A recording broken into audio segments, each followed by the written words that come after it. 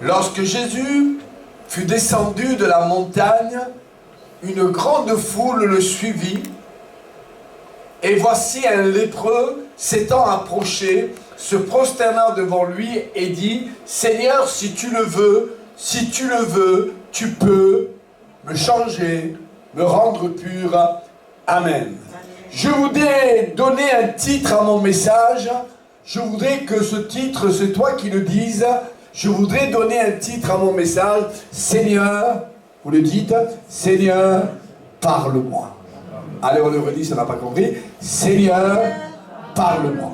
Frères et sœurs et amis, imaginez-vous quelques instants. Il est bien de faire travailler son cerveau, analyser ce passage.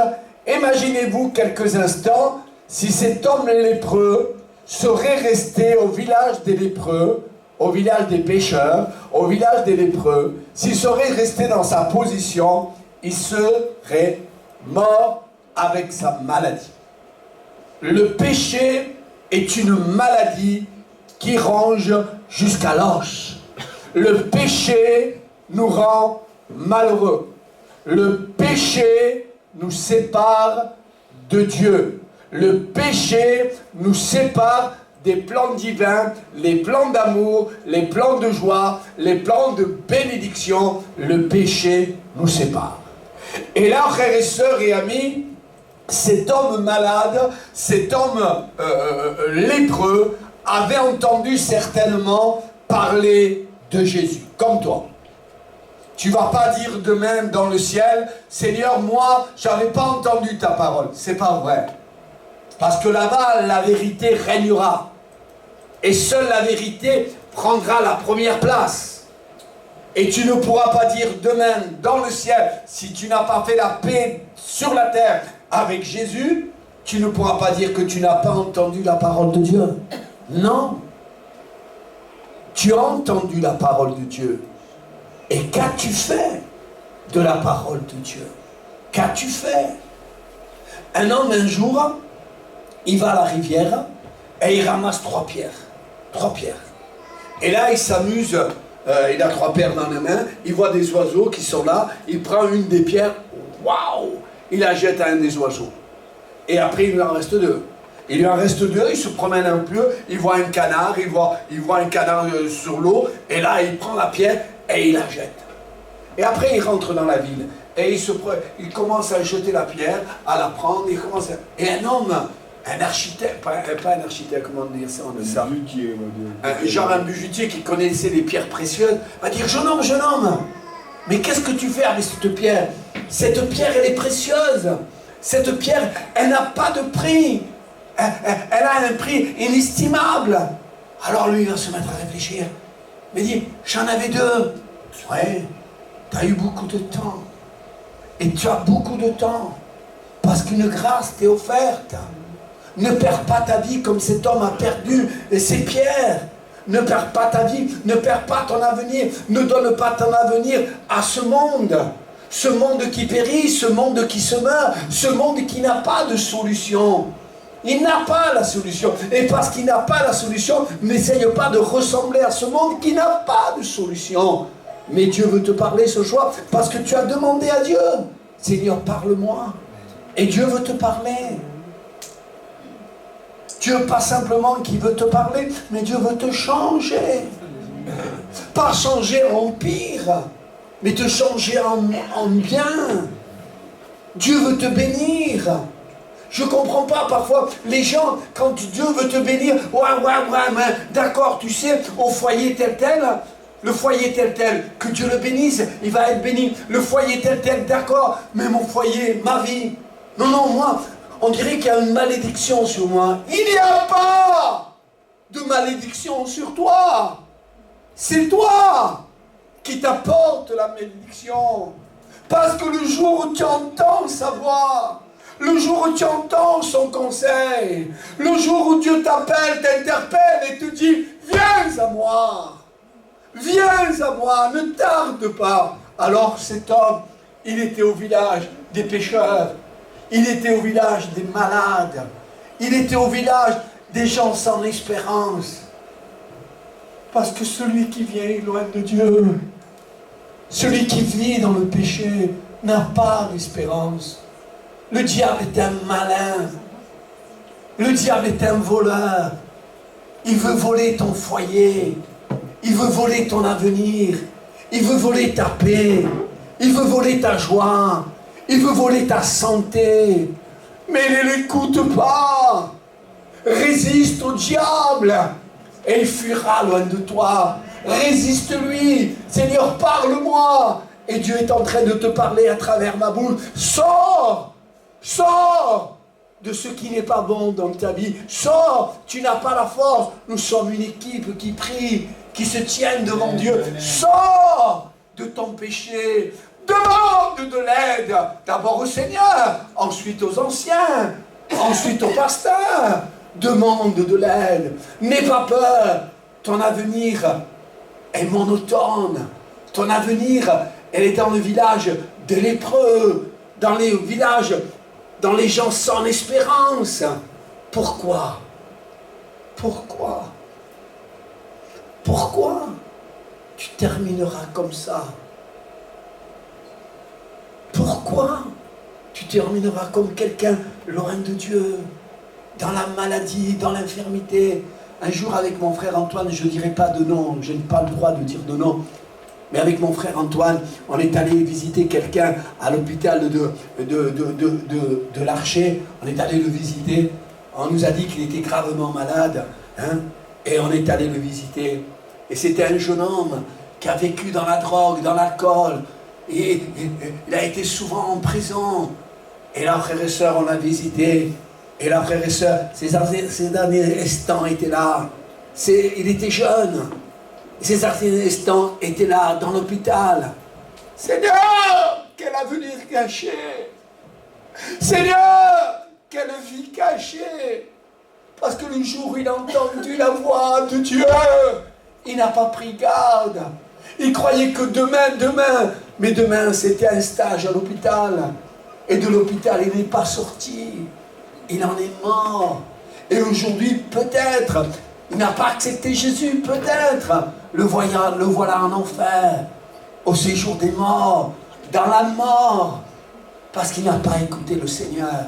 Alors cet homme lépreux, malade, quand il va entendre que Jésus change toute situation, que Jésus change, bouleverse, transforme n'importe quelle situation, qu'il en est capable.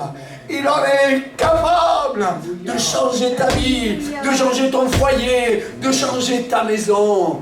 Un jour, M. Claude Lust, une des premières réunions que José Cortés faisait à la MJC de pasteur que vous avez connu, M. Lust a terminé de prêcher. Et à la fin de la réunion avec sa femme, il a pris la main de sa femme. Il avait déjà un certain âge, mais il a pris la main de sa femme. Et sont partis tous les deux en direction de leur voiture. Il a pris la main de sa femme a pris la main de son mari. Oh, que c'est beau!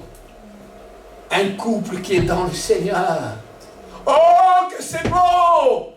Un couple qui répond à l'appel du Seigneur. Oh, que c'est beau! Un jour, pas j'ai travaillé, mais un jour je me suis occupé d'un toxicomane. Et parfois j'allais le chercher pour l'amener à la baronne, pour qu'il vienne écouter la parole de Dieu. Et j'allais le chercher dans sa villa. Et des fois il n'était pas là. Et me sortait la mère qui était chrétienne, c'était Loulette. Et elle me disait parfois, il n'est pas là, mais je viens avec toi, Laurent. Et parfois, elle était belle. Et ça avait fait la coiffure. Et s'était fait la teinture. Et je lui disais, mais pourquoi tu fais ça? Mais elle dit, je fais ça pour mes enfants. Je veux que mes enfants me voient belle. Je veux que mes enfants ne me voient pas triste, ne me voient pas malheureuse. Parce qu'on est là à communiquer ce qui est bien. Quand les enfants voient les parents tristes, malheureux, se bagarrer, se disputer, parce qu'il n'y a pas le Seigneur. Et quand on se dispute, quand on se querelle, on écoute plus le diable que Dieu. Arrêtons d'écouter le diable. Écoutons le Seigneur qui veut notre bénédiction. Écoutons le Seigneur qui veut le meilleur pour nous. Et je ne vais pas tarder à terminer, car je sais que ce n'est pas à force de parole que je vais essayer de te convaincre. Seul l'Esprit Saint, seul l'Esprit de Dieu peut te convaincre. Je ressens que Dieu t'aime. Et parce que Dieu t'aime, il veut le meilleur pour toi. C'est pas ce que toi tu veux, non, ce que Dieu veut pour toi. Peut-être Dieu te veut en prière. Mais moi, je veux partir dans le monde. Non, Dieu te veut dans la prière. Dieu te veut comme un homme de prière, comme une femme de prière. Il veut que ton foyer soit béni. Il veut bénir ton foyer. Mais il y a quelqu'un qui dit non. Te le juro. Je vais détruire son foyer. Parce que lui, il n'écoute pas Dieu. Parce que lui, il écoute le diable. Mais moi, je me dirais, basta. Je ne vais pas écouter le diable. Je vais écouter celui qui veut me bénir. Amen. Seigneur, parle-moi, nous avons dit au départ. Amen. Seigneur, parle-moi. Háblame, Seigneur. Háblame porque necesito de ti, tengo falta de ti. Seigneur, j'ai besoin de toi. Et je veux que tu me parles. Seigneur, háblame. S'il faut me brusculer, s'il faut me pousser, Seigneur, je te le permets que tu le fasses. Seigneur, bruscule-moi. Seigneur, parle-moi. J'ai besoin de toi. Tu sais, Seigneur, tengo falta de ti. Tu sais, les gens ne me voyaient pas pleurer, mais Seigneur, toi tu me vois, que parfois je pleure dans ma chambre, dans ma voiture, Seigneur. Je veux que mon foyer soit béni, gardé, protégé. Je veux être un sujet de bénédiction pour mon foyer. Mais tu vois, le diable ne me laisse pas tranquille. Mais on va prier pour toi, pour que tu sois libéré. Et je vais terminer, cet homme va en direction du Seigneur. Il sort du village des lépreux. Et en sortant du village des lépreux, il va vers Jésus. Jésus n'est pas là. Jésus n'est pas là. Pourtant, il va vers Jésus. Et Jésus n'est pas là. Il n'y a que les violents, spirituellement parlant. Il n'y a que les violents qui s'emparent de la bénédiction. Jésus n'est pas là. Je parle pour moi. Parfois, je suis quelqu'un... Jésus n'est pas là. Oh, il n'est pas là. Hein? Tiens, je retourne au village des lépreux. Non! Jésus n'est pas là, mais je vais l'attendre. Alléluia. Yo quiero que Dios me bendiga. Je veux que Dieu me bénisse. Il n'est pas là, il ne m'a pas encore béni. Il n'a pas encore béni mon foyer. Il n'a pas encore béni mes enfants. Il n'a pas encore béni mon avenir. Mais j'attends que Dieu me bénisse. Seigneur, no te dejaré, que no me bendiga, Seigneur. Je ne te laisserai pas, Seigneur, tant que tu ne bénisses pas mon foyer.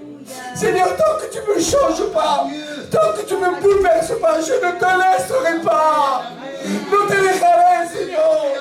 Je ne veux pas que mon foyer soit un foyer maudit. Je ne veux pas que mon foyer passe par la séparation, la dispute et la querelle. Non! Ce soir, je prends une décision. Je te demande, Seigneur, je t'en prie, Seigneur, fais de moi un homme de Dieu. Je veux demander au pasteur Khal, je veux demander au pasteur Laurent, je veux demander aux anciens, priez pour moi parce que j'ai besoin que mon avenir soit béni. Il suffit d'une parole, il suffit d'une décision. Ce qui a fait sortir ce lépreux, c'est une décision d'aller vers Jésus. Jésus n'est pas là, mais il reste là. Et quand Jésus descend de la montagne, il ne descend pas seul, il descend avec toute une foule. Et vous savez, les lépreux craignaient les foules parce qu'ils avaient peur. Vous savez, quand il y a eu le Covid, on ne voulait pas s'approcher de quelqu'un qui avait le Covid. On mettait des masques, hein, vous vous rappelez? On mettait des masques pour ne pas être contaminé. Mais là, à l'époque, il n'y avait pas de masque. Les lépreux, ils portaient des habits troués. Ça voulait dire qu'ils étaient lépreux. Et les gens, quand ils voyaient des lépreux, ils prenaient des pierres. Et il leur jetait pour qu'ils ne rentrent pas en contact avec eux. Mais ce lépreux-là, cet homme-là, cette femme-là, que Dieu appelle à que tu sois, quand elle a vu la foule, elle n'a pas eu peur. On n'est pas appelé à avoir peur. Quand on rentre dans les plans divins de Dieu, on nous persécute, on marche dans les chemins étroits et resserrés, c'est vrai, mais on n'a pas peur. On peut le dire, s'il vous plaît, vous et moi. On n'a pas peur. On n'a pas peur de ce que nous propose le monde. Vous savez, je disais un jour, Cannes, pendant le festival, il y a les lumières, il y a les artistes. Mais pour un temps, le monde nous fait séduire pour un temps. Le monde ne vaut rien. Alors, frères et sœurs, ce lépreux est là. Jésus descend Et il ne s'en va pas. Il n'y a que les violents. Que le tal bendecido. Est-ce que vous pouvez dire à la personne qui est à côté de vous, tu vas être béni? Amen. Quelle bénédiction qu'il te souhaite. Tu vas être béni, crois-le. Et là, je termine. Quand il est là, il voit toute la foule, il n'a pas peur. Comment je pourrais le dire? Parce que je vous aime. Il est là. Il a tellement besoin d'être béni. Vous savez, il y a des gens, s'ils sont bénis, mais s'ils ne sont pas, tant pis. Ils se disent tant pis. Il y a des gens qui veulent la bénédiction. Il y a des gens qui sont intelligents. Ils sont intelligents. Ils sont sages. Mais il ne s'en va pas. Parce qu'il se dit, c'est que dans le Seigneur que je peux être béni. Il n'y a que dans le Seigneur que mon foyer peut être rétabli. Il n'y a que dans le Seigneur que je peux changer de caractère. Il n'y a que dans le Seigneur que je peux être guéri du péché. Il n'y a que dans le Seigneur. Alors je m'en vais pas. Mais la foule est là, elle va te faire mal. Je m'en fous de la foule. Je veux être violent. Je veux être quelqu'un de violent spirituellement parlant. Non, non.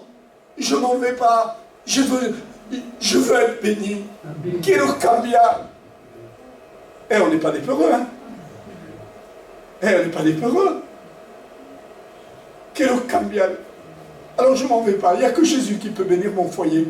Il n'y a que Jésus qui peut bénir mon avenir. Il n'y a que Jésus qui peut me guérir. Il n'y a que Jésus. Alors il reste.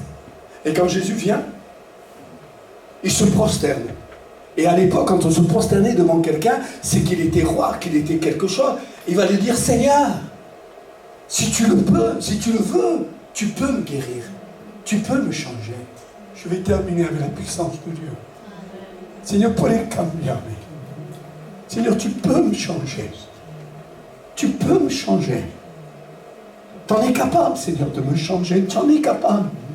C'est pas que je le sais pas, je le sais. Que tu es capable de me changer, de me transformer, de me bouleverser. Tu en es capable, Seigneur. Sinon, il n'aurait pas demandé. Il va le dire, oui, tu es capable.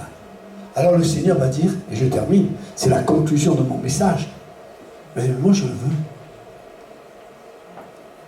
Yo quiero bendecirte. Moi je veux te guérir. Moi je veux. Alors laisse-moi. Laisse-moi te bénir.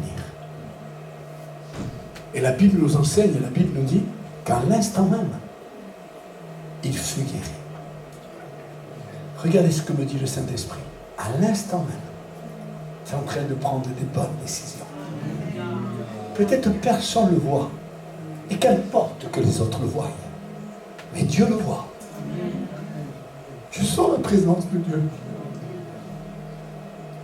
Peut-être que personne, ni ta femme, ni ton mari, ni tes amours, personne est en train de voir ce que Dieu est en train de faire dans ton corps, dans ton cœur. Qu'importe que les autres le voient, mais il est en train de se produire quelque chose. Il est en train de se produire quelque chose. Je le veux. Change. Avec moi même. Pas la mienne, hein, avec l'aide de Jésus. Hein. Avec l'aide de Jésus. Tu peux changer. Mais attention, il y a déjà quelque chose qui a commencé. On applaudit le Seigneur, s'il vous plaît. Pour ceux qui ont commencé. Alléluia. Gloire à Dieu, à vous. Seigneur, tu nous as aimés le premier. Ton amour éclaire nos sentiers. Tu nous appelles, doux sauveur, à marcher ensemble dans ton cœur. Aimez-vous les uns les autres, comme Jésus nous a aimés. Aimons-nous les uns les autres, comme lui nous a aimés. Dans la joie, dans la peine aussi, ton amour demeure, il nous unit. Main dans la main en vérité, frères et sœurs, pour l'éternité.